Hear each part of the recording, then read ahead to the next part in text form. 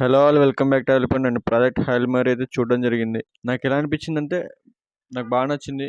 Actually ఇదొక Hollywood sensation అనమాట. 2000 crores budget పెడితే 5700 క్రోర్స్ కలెక్షన్స్ వచ్చినాయి. నాకు యాక్చువల్లీ స్పేస్ మూవీస్ ఇవి చందమామ చుక్కలు అక్కడికి వెళ్ళడం అక్కడ నిద్రపోవడం ఇవన్నీ చూడడం అనేది పెద్దగా ఎక్కదన్నమాట. చిన్నప్పటి నుంచి నేనేం స్పేస్ మూవీస్ అంతరిక్ష మూవీస్ కూడా చూడలే.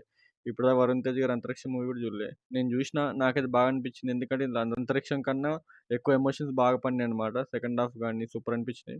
ఇది యాపిల్ టీవీ రెంట్ ఆప్షన్లో స్ట్రీమ్ అవుతుంది. అడల్ట్ సీన్స్ అయితే ఏం లేవు, ఫ్యామిలీ చూడొచ్చు. Director fill lord Christopher.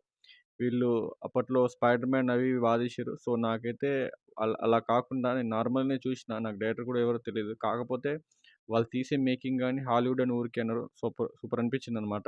So science, emotion, suspense, friendship అన్ని బాగా పడినాయి. ఇక స్టోరీ విషయానికి వస్తే మన భూమి నెమ్మదిగా చనిపోతుంటే దాన్ని కాపాడేందుకు ఒక టీచర్ని పంపిస్తే ఏమవుద్ది అనేది మూవీ యొక్క స్టోరీ. సో కొన్ని సైన్స్ ఎక్స్ప్లెనేషన్ చాలా లెంత్గా అనిపించినాయి నెగిటివ్లోకి వస్తే. అండ్ మాస్ ఆడియన్స్కి అయితే కొంచెం నచ్చకపోవచ్చు. అంటే కొంచెం క్లాస్కి వెళ్ళిపోతూ ఉంటుంది. ఇక పాజిటివ్స్ వస్తే కామెడీ అయితే బాగా వర్కౌట్ అయింది. అండ్ హీరో పర్ఫార్మెన్స్ మాత్రం సూపర్ అనిపించింది నాకైతే.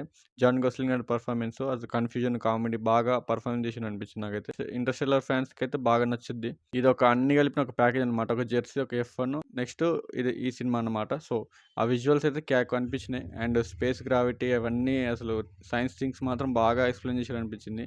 అండ్ సినిమాటోగ్రఫీ అయితే సూపర్ ఉంది. CGI కూడా మామూలు తీసుకోలేదు అసలు.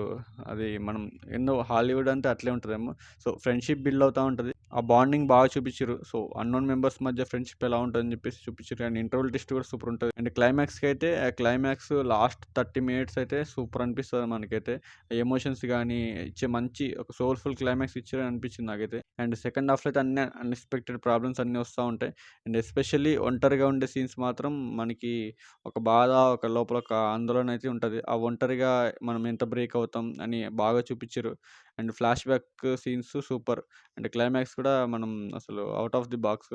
అండ్ ఇంటర్స్టెల్లార్ ఫ్యాన్స్కి అయితే బాగా నచ్చుద్ది.